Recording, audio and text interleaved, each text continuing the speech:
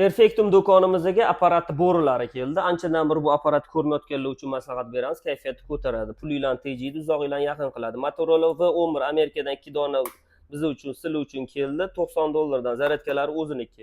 Ikkinchi Nokia 3285 modelimizda shaharda bitta bo'laman degan ofisiga qo'yib qo'yadigan aka-ukalar uchun antennasini xohlasanglar chiqarib gaplashasizlar, xohlasanglar chiqarmaysizlar. $280 mamlaqalari bilan topib beramiz.